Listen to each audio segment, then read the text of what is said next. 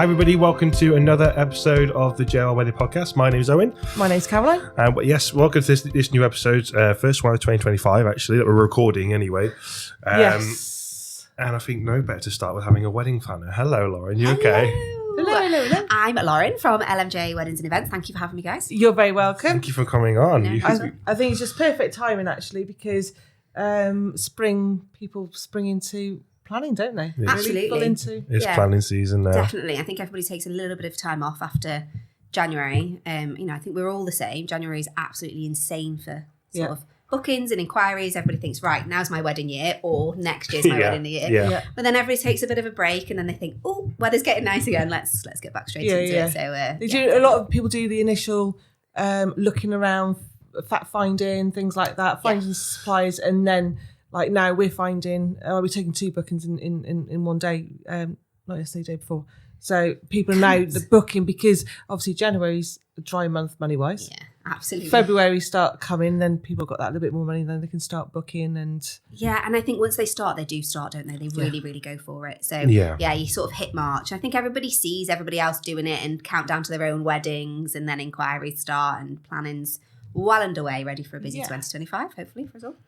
Yeah, well, how's this year looking for you so far? Yeah, good actually. So I start in April. Nice and early. Yeah, absolutely. And then run right the way through till November. So a long season for me this year, but actually quite nice. Got a really nice mix of some gorgeous venues in Shropshire, Cheshire, Wirral, North Wales, and the same again with lovely at-home marquees.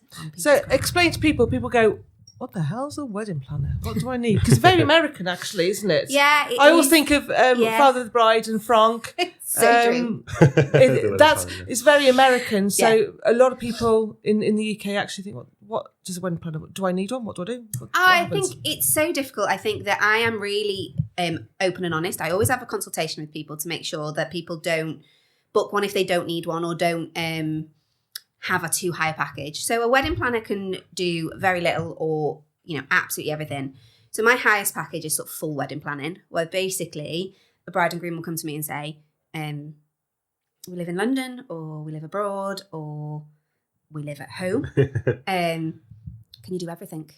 We want a marquee in mum and dad's garden, or we want you to find us a venue. And I basically do everything from venue search, find all of their suppliers for them, do everything in terms of their RSVP management, their budget management, their mood board, absolutely everything, down to making sure that the groom has got the right socks for the wedding day. That is important. It's very important. And the bride has made all of her appointments. So I would literally take control of absolutely everything. Yeah. Be with them with all of their appointments, go to them with all of their venue viewings, their tasting, absolutely everything that you think that you might need in terms of wedding help, I would be there for. And it means that brides and grooms can really enjoy that process. I think a lot of the time, you've got a vision, or brides and grooms come to me and say, I really want this. They come to me with a Pinterest board and say, I'd like this. And I can be really open and honest and say, this is what you can get for your budget. This is where we'll start. But equally, they can relax and know that the supplies that I'm recommending to them, I've worked with before, that they aren't having to trawl through all of the reviews and what are they like and have they worked at that venue. First hand, I've worked with them. So I think that really takes the stress off people, knowing that you've got somebody that's trusted behind you. Your wedding buddy. Yeah, your wedding buddy. I do. I feel like I'm like a bride's best friend. Like I've just holding their hands but also enjoying the ride with them. So full wedding planner, I do absolutely everything. Well, off camera, you're just saying you are pretty much the best bridesmaid ever, because you've been a bridesmaid for quite a few times. More times than I count. Again, this year bridesmaid. So that's what was that bridesmaids? It's been bridesmaids. It's a film, isn't it? Like 27 times. Brides. That's it. Yeah. You're reaching up there now, aren't you? I'm getting there, to be fair. I'm getting there. Do you also hire for that? I might as well, to be fair. I've stepped in a few times. Getting commission for it. Yeah. But I think, I've got a good background, knowing what it's like to be behind the scenes, and obviously getting married myself a few years ago. What the steps really need to be taken from the offset with what's needed as a full wedding planner. The other packages are sort of partial planning. So a lot of brides and grooms will come to me and say, found our venue, it's included with our X, Y, and Z, but we're really not sure on photographer, videographer, florist, pulling things together? Can you help out? So I will jump in and help them with the bits that they need. Yeah. Also then, obviously I do then on the day coordination, which is included in all my packages. Yeah. I get involved like 4 weeks before the wedding, when everything ramps up a little bit, and all I think this suppliers is the key. Yeah, isn't it? Yeah, I think everybody can get everything sorted as far in advance. All my weddings for this year are all ready. The September ones, October ones, they're all ready to go. But the month before is just when it kicks off naturally, the chaos isn't it? period. The chaos period. And ultimately, it's when your suppliers want to have a chat about your music choices, or confirm your flowers, or make sure that the cake table is where it needs to. That's when we have our meetings as well. Exactly, We have our 4 meetings. weeks. Yeah, about 6 to 4 weeks before. Yeah. So I just find that I take that stress away from brides and grooms with all of their suppliers. So I get involved and I'll have all those meetings. I'll make sure that I know all the information that's in a bride and groom's head, so that I can ultimately deliver their day for them. Yeah. The things like a bridesmaid's dress fitting, or, the shoes not fitting on the bride, she can deal with those things then herself, or, the family can. The more personal things, aren't exactly. they? Yeah. But knowing that the actual fundamental planning of the actual wedding is under control. So I send out a timeline, I send out sort of the parking access when people are coming on and off site to everyone. I'm in contact with them all the whole month run up to the wedding, just so that the bride and groom know that it's under control. Yeah. Day before I'm there for setup. On the day I'm there first to welcome everyone, make sure everything's set up. And ultimately, especially with marquee weddings, they're all so different that it's usually in their head. They've got a vision. They want that there. They want that there. And the bride and groom are busy getting ready. I think with marquee weddings especially, it's different with your venue. Bride arrives the night before with their entourage. They have a nice meal. They get up. They have breakfast, and then obviously start suppliers come in, hair, makeup, blah blah blah, and they normally get married on site. Yes, it's when obviously we do quite a few marquees where they're getting ready at home. Then they've got transport to the church, from the church then to the marquee. All that timing needs to be absolutely on point. Yeah, it does. And it's the things that are out of control. And I've said, that it's a bit taboo. People don't like to talk about the things that go wrong at weddings, but ultimately they do. And with a marquee wedding, you are leaving yourself open to nobody being there to pick up those things that do completely go wrong. The venues have amazing coordinators. And although I do weddings in venues, I'm very aware that the wedding coordinators are amazing at their jobs, but they're very, very different to my role. Yes. My role as a wedding planner, whether it be in a venue or a marquee, I get involved, as I've said, 4 weeks before, and I pull everything together. If anything was to go wrong in any walk of life in a wedding, every supplier knows, because they've had contact with me, that I'm there to pick up the pieces and do what I can. Like a swan on the top, just floating along. That's the thing with wedding planning, though. There's so many different things where things can be really personal, as like your photography, your video, and things. And there are some things that you can just kind of plan yourself and just go, right, this is what they want. Yeah. A lot easier. But obviously it's like when you have, for us, we get contact with the bride and groom on the day, so they need to know whether, well, they like us for starters. Yeah, definitely. Hence why you do appreciate it, because it's so personal. Yeah. We meet our couples quite a lot. So obviously we have our initial consultation. Emails go out. Let if there's anything you need. If you need recommendations. We always luckily a lot of ours are quite local, so they know us. They've met us from other weddings. So we've just taken one booking, and we did her cousin's wedding. Word of mouth's just the best, isn't it? Cousin's wedding, Just and then her best friends booked us for 2026 in May. So lovely. So she's like, I can see you're amazing. I've met you before, so that does work really, really well. So hence, when you're quite local and you're getting recommendations for bride and grooms, we don't actually work with a lot of planners. Yeah. As opposed to probably next year when we're going abroad, there will be wedding planners there. Exciting. And that was through a recommendation. So my best friend knows a bride, their other friends, they're getting married in Tuscany. So we're end up going out there. So we know that they'll have a wedding planner. So again, word of mouth wins again. I think going back to wedding planners, going back to wedding planners and how they're very different to the venues. Yes. Now, we go to a lot of venues, and I can see the turnover of staff is quite high. So at some venues, other venues, Hawks and Hall are absolutely amazing. But if you've got one person you go to the venue, you meet them, you really like them, you like the venue, you get on with them, so you think, that's where I want to get married, and that person leaves, and then you're dealing with someone else. Absolutely. And then they leave again, and then you're dealing with someone else. Like, person for you, it's just one person. Well, absolutely. And my brides and grooms are working with me. Yes. My business is me. And from your initial calls, all of your calls, to who's there on your wedding day, the full wedding planner, it's myself. And that's the difference, is that I am working for the bride and groom. Yes. So if I'm going into a venue, the venue is there to run their amazing venues. They know what they're doing. Yeah.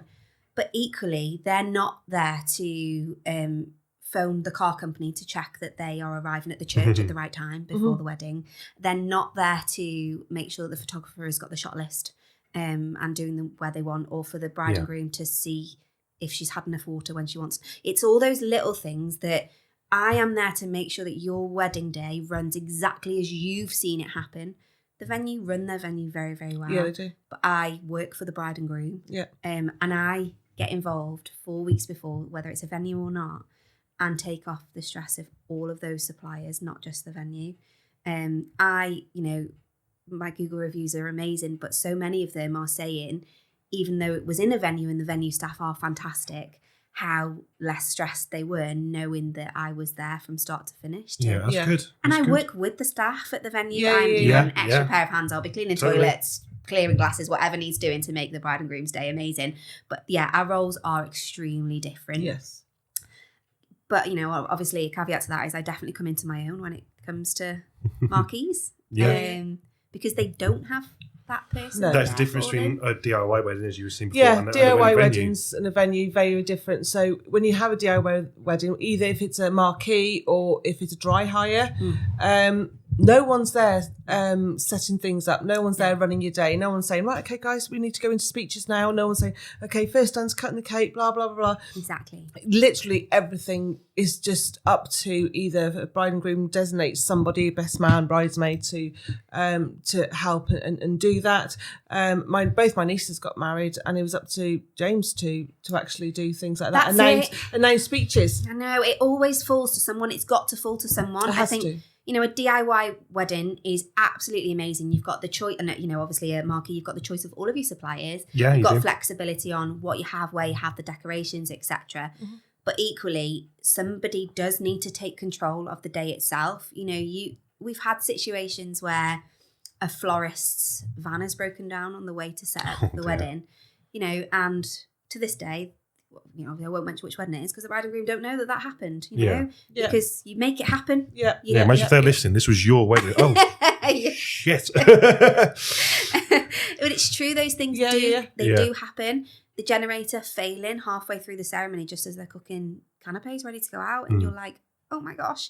But you just sort of pick your feet up and get on with it. Get on with it, make it happen. And we were talking about, obviously, when things can go wrong on a wedding day, and I think this is hopefully what we want to get over today. This was the main premise of the episode. That it was things can go wrong on your wedding day. They can.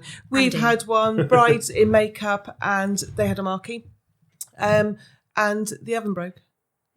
So luckily, the bride used to work for a local venue. Okay, handy. So she was on it. So she was saying, right, go and so local pub, blah, blah, blah, blah. So she was on it, but she's in makeup. Yeah. And hair. Absolutely. On a wedding morning, worrying trying to sort out. Yeah. So because that was late, then the beef was late. That's such a knock-on effect. The beef, obviously, this is bear in mind, probably about 10 o'clock in the morning, she's having this conversation. So by the time they got the oven and started cooking the beef, there was about an hour and a half delay for the wedding breakfast because the beef wasn't ready. You can't do anything about it. And, ultimately these things will happen. I've had wedding cars break down on the go to go pick up the bride. And You've had a bus breakdown. We've had a bus breakdown. A wedding bus breakdown. Exactly. Taking all the bridesmaids to the church. Yeah. And it's those things that, like I say, even to this day, the bride and groom don't need to know anything about it. But when it is a DIY or an at-home wedding, and it's not even the big things, those are big things. Toilets, I've walked in, I've checked them the day before, obviously I've been on the marquee, checked the toilets, working fine, come in the next day, and they're just not flushing. Mm-hmm. Well, had I not have checked them the morning of the wedding and the guests just arrive, you're in the middle of a field, in the middle of nowhere. That's literal shitter, isn't it? You really are. Excuse the language. It's true. Owen just got a mother's look like a So, language, Timothy.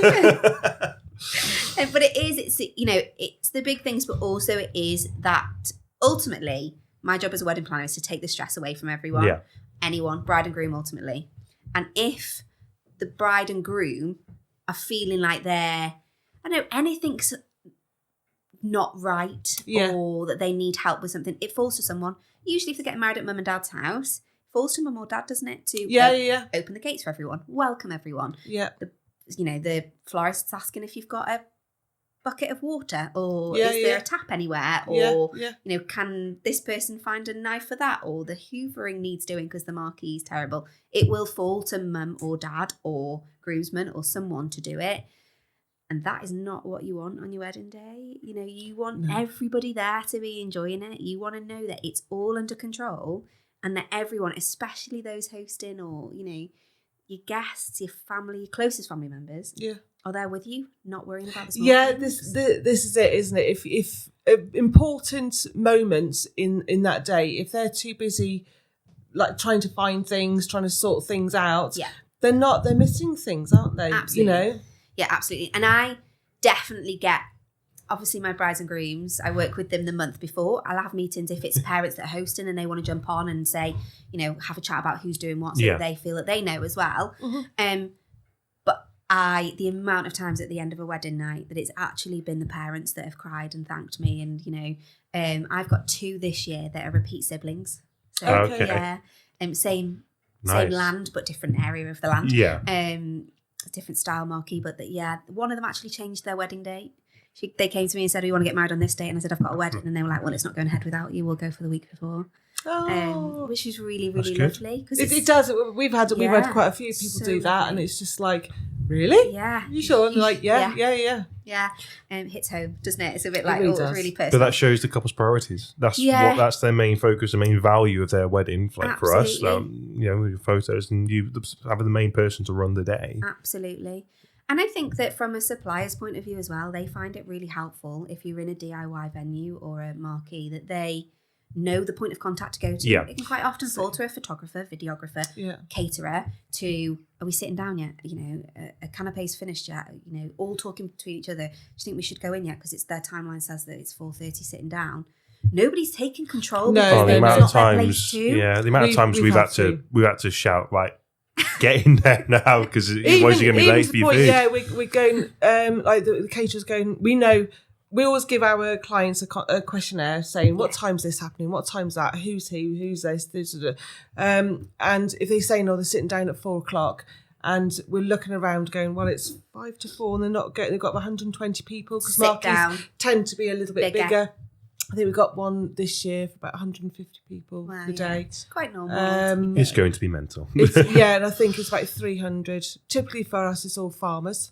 Yeah. That's the main thing with marquee weddings. I would say is majority farmer weddings. Farming weddings, yeah. And they love a good party. Oh, do they? I had one. They had about 150 for the day, and then it went up to about 500 in the evening, because everyone knows everyone. All the farmers know everyone. So every local farmer's coming up, and they're bringing like 10 people each. So everyone's just there to get drunk.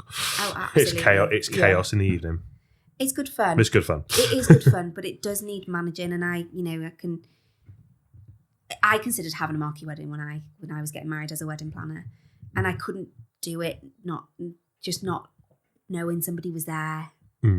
As it happened, obviously got married at gorgeous Hawkstone Hall, and wouldn't have changed an absolute thing. The wedding team there were absolutely fantastic, but I couldn't have done an at-home dry hire marquee teepee wedding without knowing that there's somebody downstairs or in the garden just running the show for you. And so much it's just so unpredictable with the weather. Completely. I think that's probably my biggest challenge. You've got things, obviously if you're getting married at home, a lot of people like to have the outdoor ceremony, which is great if it's dry. If it's dry. I think that goes the same with venues as well, especially when venues have one room.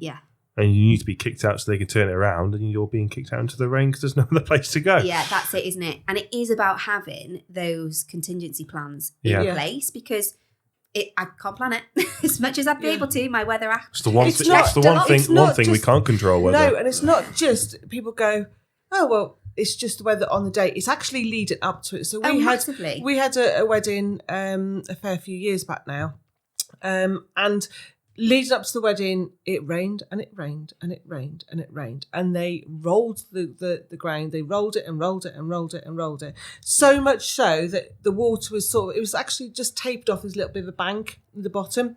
So they rolled it towards the bank so all the water would go through. It made like this pond. That it was that much water. But the funny thing is, James turned around and said to the father of the bride, "You got a towel?" He was like, because it's literally the house is right by the marquee. He goes, "Yeah, I'll go and get your towel." And he sort of looked, and there was James taking his shoes and socks off, rolling up his trousers, and he got in this, and it must have been up to his knees. He stood in this puddle, and everyone was going in to the marquee for food. And people going, "What the bloody hell is that photographer doing down there in that puddle?"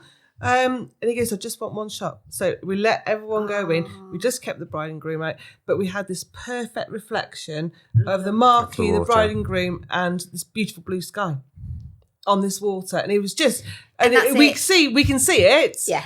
But again, for photographers, if we'd like to go, if it's a marquee, we like to go up to that area to have a look and scout around for certain photos. We did one last year. They got married in a church. Their marquee was on their back garden. Mum and Dad actually had their marquee on their back garden when they got married, so it was lovely. But we stopped by the canal. They still would like to go by the canal and have some photos. Yeah, so we can scout out some different areas that could work as well. Because you guys need to know that A, if the weather's too bright and it's not great for lighting, or B, if it's terrible and you're only going to be in the marquee, where else is there anywhere else undercover nearby? Is there anywhere else that you can drive to that's get some photos on? You only have one shot at that wedding day. Yeah. I had two last year that day before set up. One was a teepee, one was a marquee.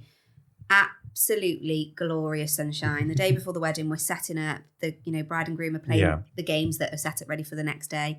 The following day, when I say torrential, absolute rainforest rain downfall on both of their wedding days. There's just nothing you can do about it. No. And obviously I check the weather so far in advance, but it is about having that plan B and basically knowing that you're going to have to run with that plan B when you turn up, and the table's already being down because they're going to have to be brought back out afterwards, and because drinks reception can't go outside. Making sure that I have got a spare pair of clothes, or I have got 15 spare umbrellas in the car for people that haven't thought about it. Or, the one of them, the marquee, the exit was by the dance floor. So people were walking over the dance floor.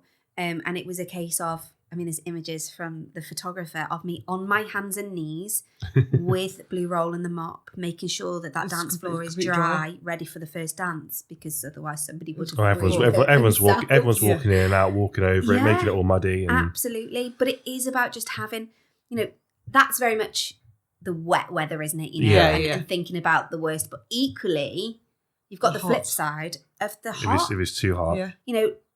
It's lovely having the glass roofs and having the marquees that ultimately look like a greenhouse, and inside feel like a greenhouse too. And some venues are the exact same.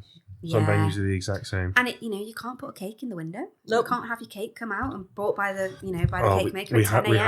We had one at a local venue, and peak summer was August 23, and cake's there. All the wasps are all over it, and there's this little candle by the side. You can smell something cooking. Yeah.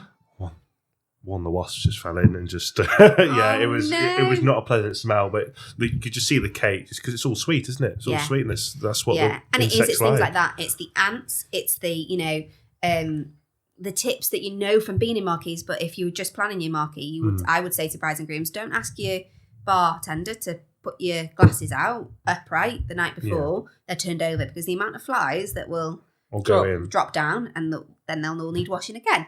So it's just the small things about making sure that on the outskirts of your marquee you do put ant killer down, because otherwise they will come underneath of your wooden flooring in your marquee, and then you'll just have ants everywhere. One thing I hate, daddy long legs. Ugh, everywhere.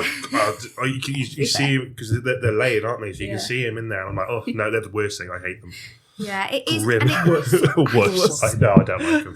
Don't like them. But it is. I think it's so hard talking about the things that can ultimately Go wrong. And if there wasn't anybody there that knew what they were doing to combat it, it would ruin a wedding day. You know, you can't.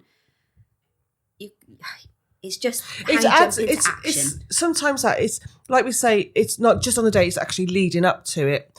And you just think, actually, this is the time where, as a bride and bride, groom or groom, should be really, really enjoying it. Absolutely. And it's the small things that you don't even want to think about. No, like, you don't. Who's bringing the recycling bins? And, you know, it's things, you know, who's bringing those?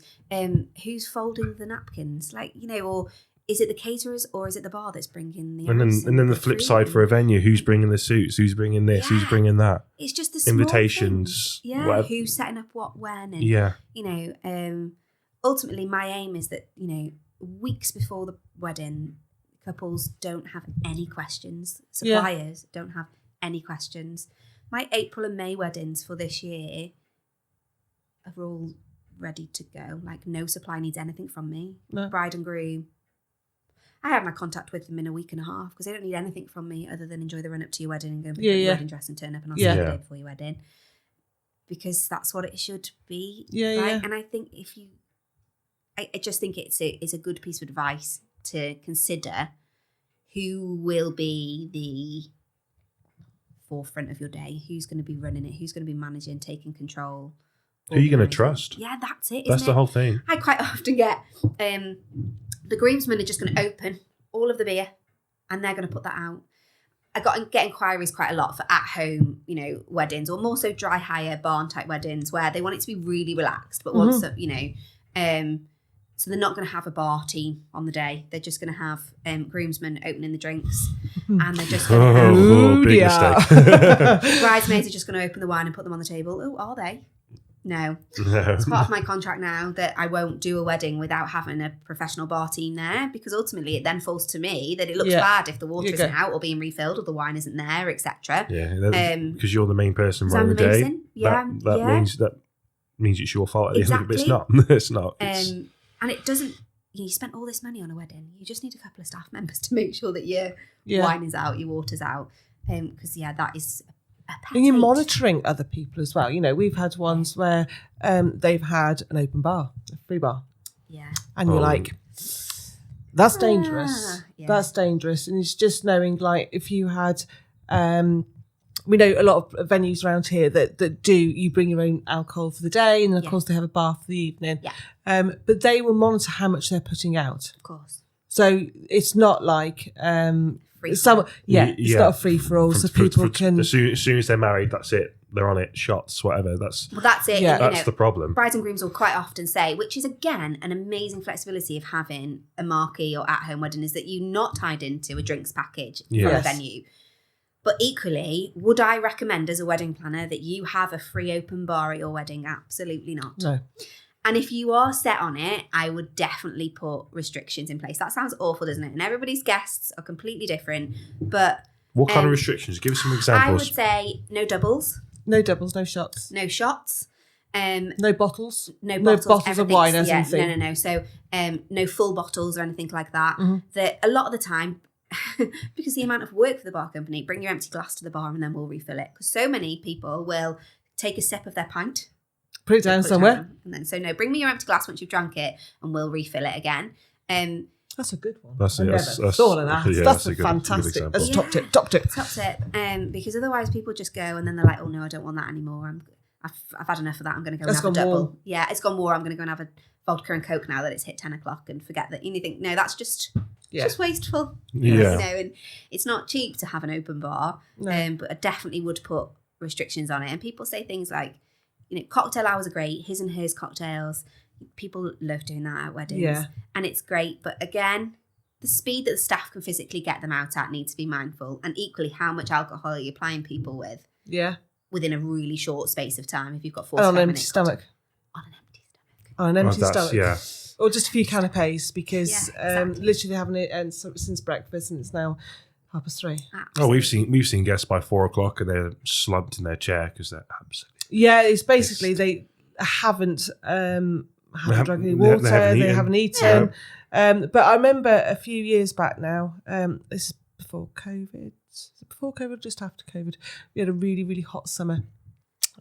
We had about 3 people faint at weddings, purely because the heat. Yeah. They hadn't eaten, and I'm going around going, can we put glasses of jugs of water, please, out for everybody, because there's no water anywhere.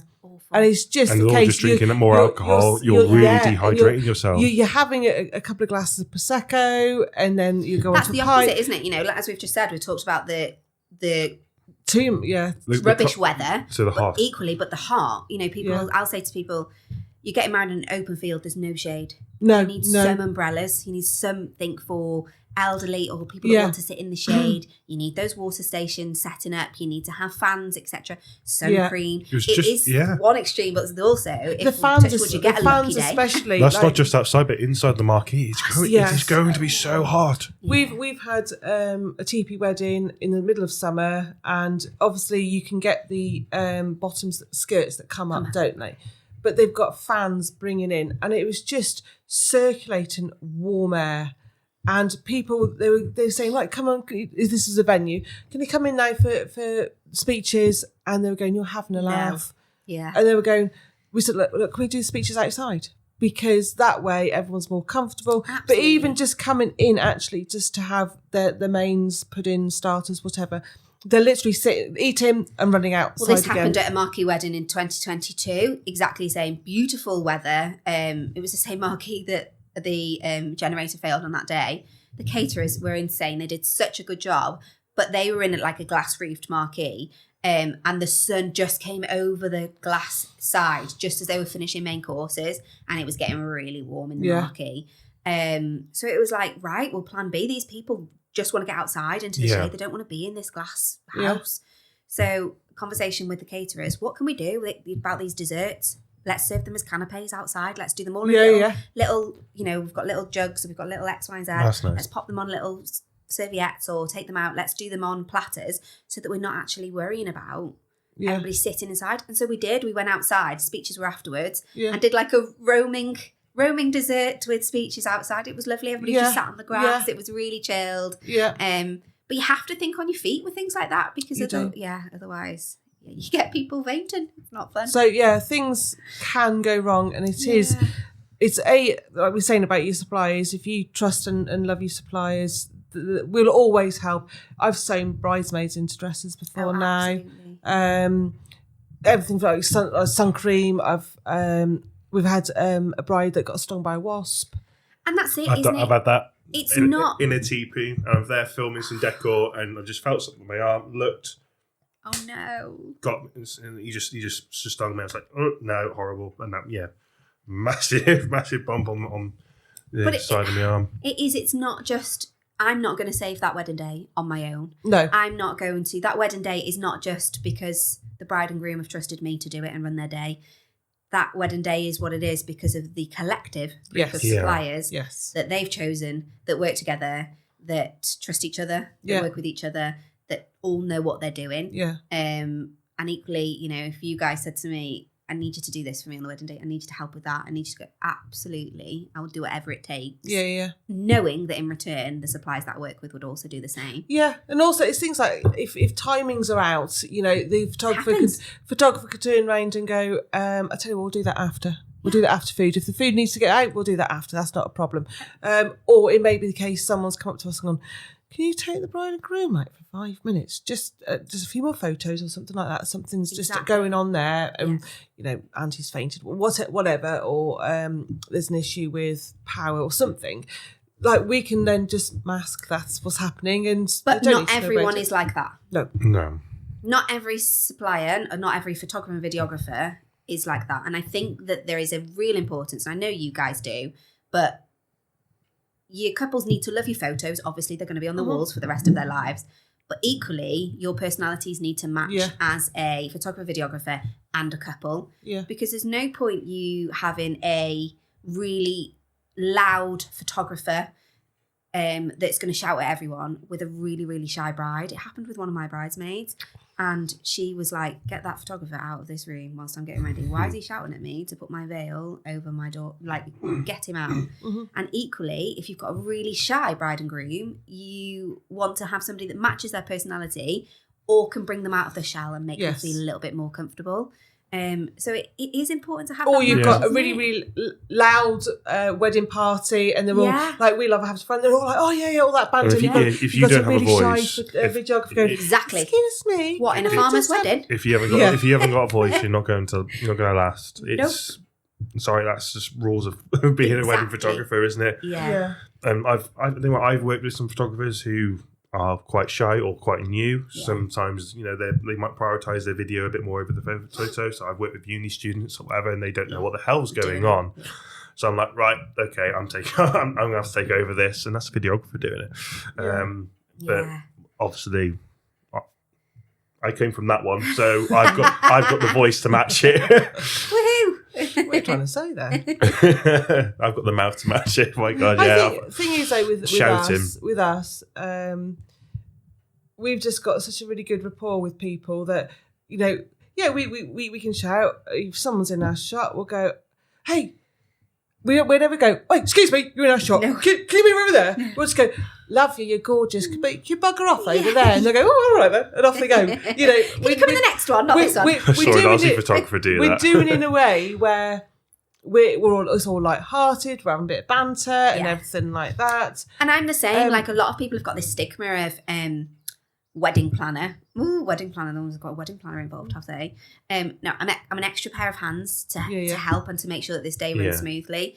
I'm here to work with you all, not tell you all how to do your jobs because you know how to do your jobs. Yeah. I'm here to assist, make sure it runs smoothly, and jump on where is needed. Yeah. Not direct people and make them feel like I am there to run the show. Photographer, you've got half an hour and would you say that's a stereotype about wedding planners? Yeah, I do. I massively think it is. I went to a venue last week and I sat down and said, who I am, that I was, wedding planner, etc., etc. And she was like, oh, might as well leave now then. And I... Sarky git. Yeah. She soon, very, very quickly warmed up to me when I started to explain that I'd obviously recommended their venue. That's why they booked it. The role that I play, etc., and how I work. And as soon as she saw how organised I was, and there was very little work for her to do, I think she soon warmed up. But definitely a stereotype of suppliers and venues that I can't talk for all wedding planners, but I know from myself and how I work that I am definitely collaboration versus absolutely anything. Mm-hmm. There is work to go around for everyone. There is enough weddings to go around. There's enough suppliers for everyone. Yeah. It's hard enough being in an industry where you're self-employed. So let's support each other rather than making anything, especially the wedding day itself, when they're long, hard days, anything other than a joy, a laugh, a nice time for us to work in. And not competing with each other. Absolutely not. Photographer versus videographer, blah, blah, blah, blah. The less said about that, the better. But, it's community over competition. That's the whole thing about it. Yeah, definitely. Yeah. It's just one of them, but a lot of things really can go wrong, like you said, like dresses, shoes, suits not fitting right, grooms brought the wrong shirt. And that's it. I've had that before. I think if you are unsure, jump on a call with somebody it doesn't have to be myself, but somebody in your local area that's worked at that venue before, that's a planner that knows that area, that style, that venue, and have that conversation with them. Do they think it's going to be beneficial for them to have a planner? What can we do that might alleviate some of the stress? Because things do go wrong, but brides and grooms, brides and brides should not never know about it. Never ever know. At all. Which is, Well, as we kind of like to always try and end every podcast, as people know, we like to ask our wonderful guests for any top tips that they have. Doesn't have to be exactly on the topic that we've been talking about, but I could sit here forever with telling top tips. I think the best thing to ask a wedding planner about tips, isn't it? I think obviously with the main bulk of what I do is making sure that the day obviously runs smoothly. So my top tips are probably about that and the timings of things. So I quite often speak to brides especially who will say, right, so we're getting married at 1:30, so I just need to make sure that I'm ready in my dress by 1:10. Yeah. You guys will agree with this. Oh, yes. Yeah. Get in that dress as early as you can. As soon as those bridesmaids are ready, I've been bridesmaid numerous times, get ready, get in your dress, have your bag ready, have your shoes on, and be ready to go as a bridesmaid. Yeah. The attention needs to be on that bride and that bride only for the last hour of you getting I ready. literally had a call with a couple of couples this week, and I said, get your bridesmaids ready before you even get your dress on. As long as Absolutely. main reason brides are late, bridesmaids. 100%. And it is that last hour, 45 minutes, should be stood there taking selfies, having your photographer Another there glass with of you, wine. having another glass of prosecco, putting a few good girly songs on and having a dance around Yeah. and enjoying it, not thinking, right, well, Millie, my bridesmaid's lost her shoe and, X, Y, and Z has just gone to find her shawl or Yeah. whatever. No, it's about you. So the timeline in the morning, I find, it sets the tone of the day Yeah. of how things are going to run, and obviously You the know what it's times. like if you've overslept by half an hour, whatever. Exactly. And you spend the whole day trying to catch that half an hour you missed out because everything's got that knock on. And like you say, you don't want that. We've had one hair and bridal company said One time, yeah. one time said to the bridesmaids, they'll get married at 2:00. They said for the bridesmaids to get in their dress an hour and 3/4 before the service. And I said, that's a But little I think bit there's too there's early. only 3 of them as well. Yeah, I I think it's a think. little bit too early just because it was the every which way type of those dresses. Oh, yeah. They're panicking. I said, do you know what? They'll be fine. Leave it a little bit longer. Leave it a little bit Just longer. because I think for that day, I think we were all together that We day. were- I had to go to the groom, get him ready because there's only one of me, Yeah. and I needed to come back, just get a few more shots of the bridesmaids and the bride all Exactly. together, and then Yeah, but but we've had ones that said it's a really, really stupidly hot day and they've gone to the bride, you need to get your dress on. I said, no. I said, you will sweat. I said, any makeup on? I said, you will sweat. I said, if it's different, if it was like a corset type of dress, Get very on different. quickly. If it's a normal zip up, Yeah. few buttons, I would do it to the last possible minute. Then I'm with you anyway. We'll have those photos, click, Yeah. and then you can go. But, yeah. What we don't want you in is sweating in your dress because then your absolutely. makeup starts, Grim. your hair then starts to It's not fall, fun. especially with I don't know what it is with some brides have these little curly bits that come right in Yeah. front of their faces. That then just stick. Please don't do I that. know. It A is. for us, they're just in your face and cover your eyes. it's not flattering. They for stick photos. to they stick to your face. Yeah. They blow off in the wind, and in some positions, actually look like from if you've got one from the back side of it, looks like you got a beard. Yeah. So yeah, don't obviously don't Joy have everything off collecting. your Yeah. face, Do but that. don't have anything that's in front of your eyes as such. I think probably moving on, ceremony.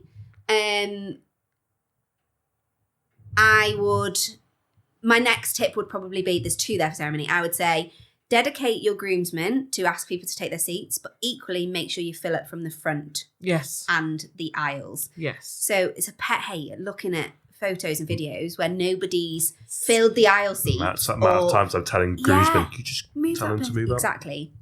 And from a bride's point of view, the order that your bridesmaids go down the aisle, make sure you've got your calmest or your bridesmaid that you think will have your back or be able to give you words of encouragement, the last one, so the Yeah. last person with you that can, not the one that's going to cry and Yeah, make yeah, you yeah. cry just before Yeah. you walk down the aisle, but the bridesmaid that can say, you've got this. Yeah.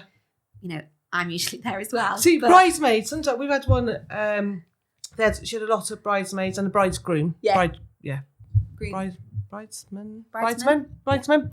And the bride was in with the registrar, and they were going, what order do you want to stand in? And they were going like this, and I was going, you're overthinking it. Just take your time, walk down, find the next seat, sit down. Yeah, Find the absolutely. first seat, sit down, and then fill up that way. Right, yeah. And I was like, but then they're practicing. I was like, just chill. It will all work out. When you get You're down, fine. it's fine. Yeah. You're overthinking it, and then Absolutely. people start to stress. Well, You on don't that need to note, do have that. a rehearsal. Even if Yes. it's in your back garden when everybody's there the night before, or obviously churches do tend to have a rehearsal. Yeah. But just have that walkthrough, make sure everybody knows where they're sitting. I think at a venue or your marquee, when you're eating, I think as a bride and groom, it's a really good tip to say in between courses to go around and have a quick chat with everybody Mhm. at a table at Yeah. a time. You've got like 120 plus people at your wedding usually, and getting around to make sure you've spoken to everyone is really hard work. So it's just a way of knowing that as a bride and groom, as a couple, you've managed to speak to everyone at your Mhm. wedding. So I really like that idea. I really like the idea and tip of make sure that a groomsman or a bridesmaid is on drink duty for you as a bride and Yeah. a groom. So Yeah. water. Mine was apple juice on my wedding day. My sister-in-law said to me, like, when you're on that dance floor, I'm going to keep bringing you some really nice cold glass of apple juice. And it got me through that night. Obviously, I had the fantastic lazy marmalade at our wedding. Oh, I love them boys. I love lazy marmalade. Yeah, they're a fab. As the clock strikes. As the clock strikes. Not midnight yet. But yes, just a few handy little tips from me. Yeah. To say, make sure that you keep hydrated, definitely. As that clock keeps going. There we go. Now it's stopped. But no, thank you so much for coming on. Thank you for I having us. I think you've given us quite a bit of an insight for some other things that can definitely go wrong that we don't even see. I don't mean it to scare anyone. I don't mean it to put people off having No, DIY this weddings. was just to make you guys aware of what can go wrong. Yeah, it is. It's just educating people. Well, people don't. And if you've not done this before, you ain't going to have a Scooby about what's going to happen. And I don't really like going onto my Instagram all the time and being like, things will go wrong on your wedding day. It's not really the best way to start myself. Yeah. So it's nice to have a conversation about it with people that do get it, that are at weddings all the time. So thank you for having me. No problem. So if people do want a wedding planner, where can they find you? So Instagram, LMJ Weddings and Events. Got my website again, LMJ Weddings and Events. I do free consultations just to jump on a call and see if I'm the right fit. Have a chat with me, go through your plans so far. I'm obviously conscious that people have a wedding planner because they're busy. Yeah. So I do work evenings, I do work weekends, and I'm really flexible. So if you did want to reach out, please feel free to drop us a message and we can jump on a call. Thank you very much. Wonderful. Yeah, well, thank you. Like I say, thank you so much for coming on. And, if people listen to this, have kind of taken some insight and want to listen to any more of our episodes, just find us at the JR Wedding Podcast on Instagram, Spotify, YouTube. You can watch us on there. But until then, thank you for listening and we'll see you in the next one. Thank you.